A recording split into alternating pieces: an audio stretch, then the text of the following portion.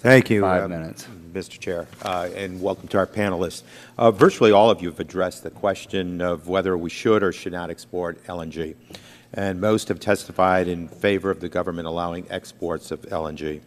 Senator Johnston noted that an LNG facility takes some 5 to 7 years to build at an investment cost of some $10 to $40 billion. A facility has to secure those long-term contracts for supplies, obviously, of the gas to export and from customers to sell it to.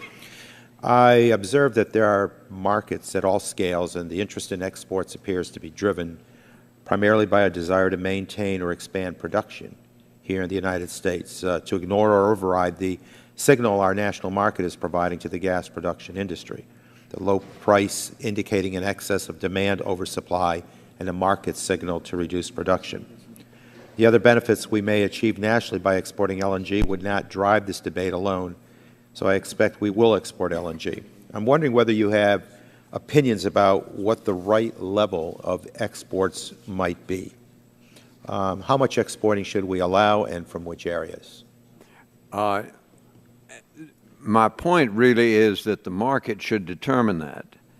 And, you know, there are all of these market signals that are changing day to day. I mentioned some of those, the price of labor, the price of interest rates, diesel, steel, technology, capital availability, regulatory delay, et cetera. All of these are market signals which are changing month to month, day by day.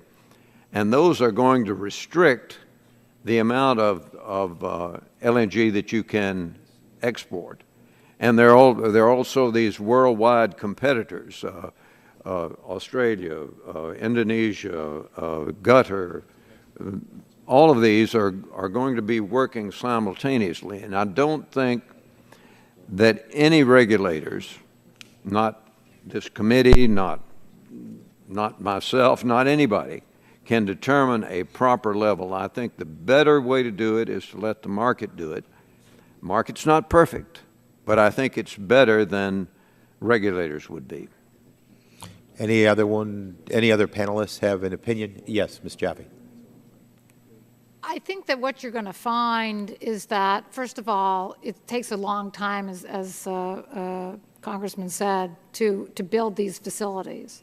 And there are some regions that the cost of producing gas is going to be higher or lower than others. So, for example, in northwest Canada, the natural gas there is stranded. So if we were to choose not to allow LNG exports from the U.S. Gulf of Mexico, those facilities, the economics would be that gas would go out in that direction. That would raise the overall prices in North America to the small amount that would happen. So this idea that somehow if we were to block the Gulf Coast, that would help some manufacturer in my state of California and other places, that's not likely to happen, because there will be exports from North America if the market demands it.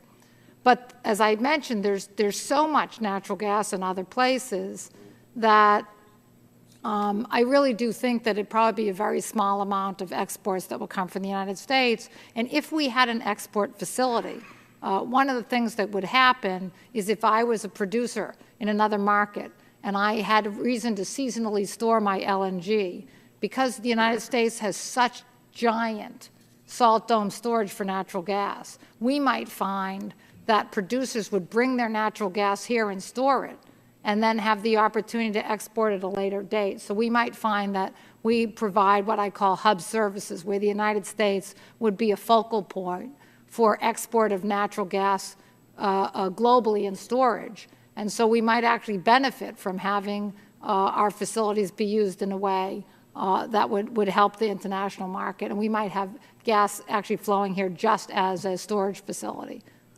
Well, I believe DOE has applications for some 30 facilities. How do they approach this? Should they move forward? Let me speak to that. As you know, we have more than a dozen LNG import facilities that were built that are going to be empty for the foreseeable future, maybe for 20 or 30 years. And obviously, if the industry could forecast correctly how many facilities we need for export or import, we wouldn't have all these bankrupt facilities now that are sitting empty for importation. So I think the fact that companies applied for a license is really pretty insignificant. What you really need to know is that there's one company, Cheniere, that's made a commitment to build a facility, and that facility would likely go. In the natural gas business, there's something we call the first mover advantage. The first facility that gets built will be the profitable facility, if any facility will be profitable. I might question whether or not even any facility will wind up being profitable over the long term. But the point is, if I'm first, I'm much more likely to make a business out of it than I'm fifth or 10th. And so people put their licenses in. 30 people might put their licenses in. Some of it's gaming. I want to get everybody else to be discouraged to do this because there's so many of us, right? And then maybe only the first 1 or 2 or 3 will ever get built. And if you think of how many facilities were built here in the United States to import and how many of them got approved and how many of them are going to remain empty, you can think about the fact that those 30 applications are really meaningless. Chair, I yield back.